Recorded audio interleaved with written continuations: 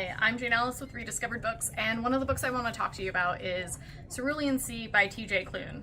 Now, we were lucky enough to actually do the release event for this book, so it kind of has a special place in my heart, but that's not the only reason, because truly, if there's any book we needed in 2020 and going forward, frankly, up into today, it's this book. It is...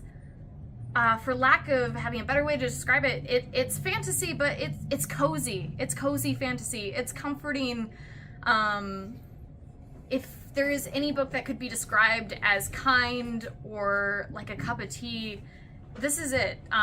You end up falling in love with all of the characters, and it is a book that manages to span the gap in a lot of the misunderstandings we have with people in everyday life and people who are different from us. Centers around Linus, who is a caseworker for social services in this fantasy world that is akin to our modern day.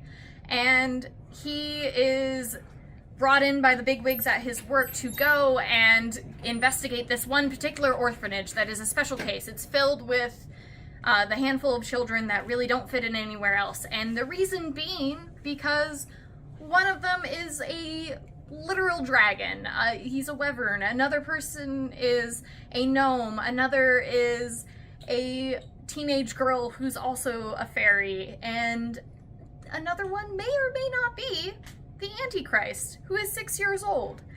And if that sounds dramatic and ridiculous, it is. And they're all so colorful and wonderful. And while it's kind of chaotic when he first arrives there, as he gets to know them and starts to work this case and see, like, well, is everything the way it's supposed to be in this household?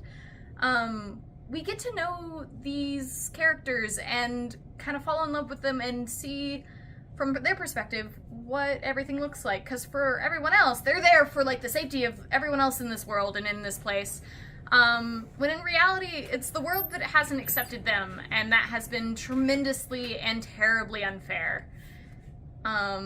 Again, this is a book that is truly and deeply kind, and while you start out with a main character that many people maybe wouldn't find very relatable or maybe even likable, by the end of the book, you love Linus as much as you love all of these strange and wonderful characters, and so much of this can be translated into the modern day and how we relate to the people around us who are very different.